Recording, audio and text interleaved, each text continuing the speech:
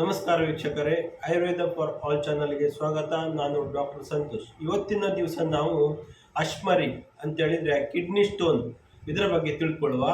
ಆಯುರ್ವೇದದಲ್ಲಿ ಹೇಳಿರುವಂಥ ಒಂದು ಅದ್ಭುತವಾದ ಗಿಡಮೂಲಿಕೆ ಬಗ್ಗೆ ತಿಳಿದುಕೊಳ್ಳುವ.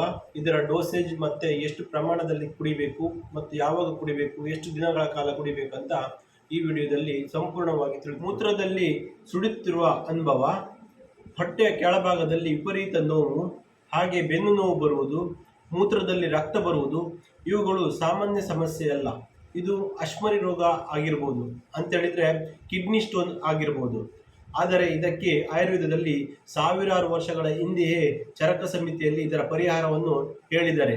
ಅದಕ್ಕೆ ಒಂದು ಅದ್ಭುತವಾದ ಗಿಡಮೂಲಿಕೆ ಹೇಳಿದರೆ ಅದುವೇ ಗೋಡಿ. ವೀಕ್ಷಕರೇ, ಗೋಕ್ಷುರ ಅಂದರೆ ಈ ಥರ ಟ್ರಯಾಂಗಲ್ ಶೇಪ್ ಇರ್ತದೆ ಮತ್ತು ಮುಳ್ಳಿರ್ತದೆ. ಒಂದು ಹಣ್ಣಿಗೆ 4-5 ಮುಳ್ಳಿರ್ತದೆ ಈ ಥರ. ಇದನ್ನು ಬೊಟನಿಕಲ್ ನೇಮ್ ಬಂದಿದ್ದರದ್ದು ಟ್ರೈಬುಲಸ್ ಟೆರಿಸ್ಟ್ರಿಯಾ ಅಂತ. ಟ್ರೈಬುಲಸ್ ಟೆರಿಸ್ಟ್ರಿಯಾ. ನಮಗೆ ಬೊಟನಿಕಲ್ ನೇಮ್ ಇಂಪಾರ್ಟೆಂಟ್. ಆನ್ಲೈನಲ್ಲಿ ಆರ್ಡರ್ ಹಾಕಿದರೆ ಬೊಟನಿಕಲ್ ನೇಮ್ ಹಾಕಬೇಕಾಗ್ತದೆ. ಇದನ್ನು ಕನ್ನಡದಲ್ಲಿ ನಾವು ನೆಗ್ಗಿನ ಮುಳ್ಳು ಅಂತ ಕರಿತೇವೆ. ನೆಗ್ಗಿನ ಮುಳ್ಳು, ನೆಗ್ಗಿಲು ಅಂತ ಕರಿತೇವಲ್ಲ, ಅದರದ್ದು ಆ ಗಿಡದ ಮುಳ್ಳು. ಇದು ಸಂಸ್ಕೃತದಲ್ಲಿ ಅಂದರೆ ಆಯುರ್ವೇದದಲ್ಲಿ ಇದನ್ನು ಗೋಕ್ಷುರ ಅಂತ ಕರೀತಾರೆ. ಸಾಮಾನ್ಯವಾಗಿ ಒಣಗಿದ ಪ್ರದೇಶದಲ್ಲಿ ಆಗ್ತದೆ, ಒಣಗಿದ ಜಾಗದಲ್ಲಿ ಆಗುವಂಥದ್ದು ಇದು ಸಣ್ಣ ಸಸ್ಯ. ಇದೊಂದು ಸಣ್ಣ ಸಸ್ಯ ಮತ್ತು ಇದಕ್ಕೆ ಹಳದಿ ಬಣ್ಣದ ಹೂ ಇರ್ತದೆ. ಇದು ಮುಳ್ಳಿನಿಂದ ಕೂಡಿದ ಹಣ್ಣಾಗಿರ್ತದೆ. ನೋಡಿ, ಈ ಥರ ಮುಳ್ಳಿನಿಂದ ಕೂಡಿದ ಹಣ್ಣಾಗಿರ್ತದೆ. ಇದನ್ನು ನಾವು ಕಿಡ್ನಿ ಸ್ಟೋನ್ನಲ್ಲಿ ಉಪಯೋಗಿಸಬಹುದಾಗಿದೆ.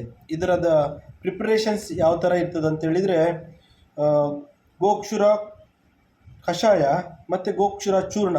ನೋಡಿ ವೀಕ್ಷಕರೇ, ಈ ಥರ ಹಣ್ಣಿಗೆ ಸುತ್ತಲೂ ಮುಳ್ಳಿರ್ತದೆ. ಇದನ್ನು ನೆಗ್ಗಿನ ಮುಳ್ಳು ಅಂತ ಕರಿತೇವೆ, ಇಲ್ಲ ನೆಗ್ಗಿಲು ಮರ ಅಂತೇಳಿ ಕರಿತೇವೆ. ಇದು ಆಯುರ್ವೇದದಲ್ಲಿ ಗೋಕ್ಷುರ ಅಂತ ಕರಿತೇವೆ.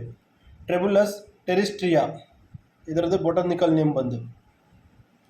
ಇದು ಯಾವ ಥರ ಕೆಲಸ ಮಾಡ್ತದೆ ಅಂತ ಹೇಳಿದರೆ, ಇದು ಮೂತ್ರಲ ಅಂತೇಳಿದರೆ ಡಯೂಟಿಕ್ಸ್ ಆಗಿ ಕೆಲಸ ಮಾಡ್ತದೆ. ಅಂತೇಳಿದರೆ ಮೂತ್ರವನ್ನು ಜಾಸ್ತಿ ಮಾಡ್ತದೆ. ಅದೇ ಥರ ಅಶ್ಮರಿ ಅಗ್ನ ಅಂತೇಳಿದರೆ ಸ್ಟೋನನ್ನು ಪುಡಿ ಮಾಡ್ತದೆ. ಮತ್ತು ಇದನ್ನು ಆ್ಯಂಟಿ ಇನ್ಫ್ಲಮೇಟ್ರಿ ಆಗಿ ಕೆಲಸ ಮಾಡ್ತದೆ. ಅಂತೇಳಿದರೆ ಶೋತಾಹಾರ ಅಂತ ಕರೀತಾರೆ. ಈ 3 ಗುಣ ಇರುವುದರಿಂದ ಇದು ಕಿಡ್ನಿ ಸ್ಟೋನಲ್ಲಿ ಬಹಳ ಉಪಯುಕ್ತವಾಗಿದೆ. ಇದರ ಪ್ರಿಪ್ರೇಷನ್ ಯಾವುದಂತ ನಾವು ಈ ವಿಡಿಯೋದ ಮುಂದಿನ ಭಾಗದಲ್ಲಿ ನೋಡುವ. ಗೋಕ್ಷುರ ಕಷಾಯ ಮಾಡೋದು ಹೇಗೆ ಅಂತ ಹೇಳಿದರೆ, ವೀಕ್ಷಕರೇ ನೋಡಿ, ಈ ಥರದ ಸ್ಪೂನಲ್ಲಿ 10 ಗ್ರಾಮಿನಷ್ಟು ನಾವು ಗೋಕ್ಷುರವನ್ನು ತೆಗೆದುಕೊಳ್ಬೇಕು. 10 ಗ್ರಾಮ್ ಅಂತೇಳಿದರೆ 2 ಸ್ಪೂನ್ ಅಷ್ಟೇ, 2 ಸ್ಪೂನ್. ಅದನ್ನು ನಾವು ಈ ಥರ ಕುಟ್ಟಿ ಪುಡಿ ಮಾಡ್ಕೊಳ್ಬೇಕು. ಅದನ್ನು ಒರಟಾದ ಪುಡಿ ಮಾಡ್ಕೊಳ್ಬೇಕು. ತುಂಬ ಏನು ಫೈನ್ ಪೌಡ್ರ್ ಮಾಡಲಿಕ್ಕಿಲ್ಲ. ಈ ಥರ ಸ್ವಲ್ಪ ಕುಟ್ಟಿ ಪುಡಿ ಮಾಡ್ಕೊಳ್ಬೇಕು. ಒರಟಾದ ಪೌಡ್ರ್ ಮಾಡ್ಕೊಳ್ಬೇಕು. ಈ ಥರ ಒರಟಾದ ಪೌಡ್ರ್ ಆದಮೇಲೆ ಇದನ್ನು ನಾವು 16 ಪಟ್ಟು ನೀರು ಹಾಕಿ ಕುದಿಸಬೇಕಾಗ್ತದೆ. 16 ಪಟ್ಟು ನೀರು ಅಂತೇಳಿದರೆ 200 ml ನೀರು ಹಾಕಬೇಕಾಗ್ತದೆ.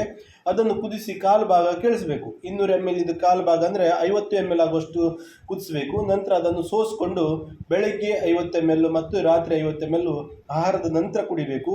7 ದಿನಗಳ ಕಾಲ ಕುಡಿಬೇಕು. ಇದರಲ್ಲಿ ಖಂಡಿತವಾಗಿಯೂ 2ರಿಂದ 7 mm ಅಷ್ಟು ಇರುವ ಮೂತ್ರದ ಕಲ್ಲು ಗಾತ್ರ ಕಡಿಮೆಯಾಗಿ ಹೊರಬೀಳುವ ಸಾಧ್ಯತೆ ಇದೆ. ಆದ್ದರಿಂದ ಇದು ಅತ್ಯಂತ ಉಪಯುಕ್ತವಾದ ಒಂದು ಗಿಡಮೂಲಿಕೆಯಾಗಿದೆ. ಅಶ್ಮರಿ ರೋಗ ಅಂತೇಳಿದರೆ ಕಿಡ್ನಿ ಸ್ಟೋನ್ನಲ್ಲಿ ಅತ್ಯಂತ ಉಪಯುಕ್ತವಾದ ಒಂದು ಗಿಡಮೂಲಿಕೆಯಾಗಿದೆ. ಮತ್ತೊಂದು ಪ್ರಿಪ್ರೇಷನ್ಸ್ ಇದರದ್ದು ಗೋಕ್ಷುರ ಚೂರ್ಣ ಅಂತ. ಚೂರ್ಣ ಅಂತೇಳಿದರೆ ಅದನ್ನು ಗೋಕ್ಷುರವನ್ನು ನಾವು ನೆಗ್ಗಿಲು ಮುಳ್ಳನ್ನು ನಾವು ಈ ಥರ ಫೈನ್ ಪೌಡರ್ ಮಾಡ್ಕೊಳ್ಬೇಕಾಗ್ತದೆ. ಈ ಥರ ಫೈನ್ ಪೌಡರ್ ಮಾಡಿ ಅದನ್ನು ಸೋಸ್ಕೊಂಡು ಗಾಳಿಸ್ಕೊಳ್ಬೇಕಾಗ್ತದೆ.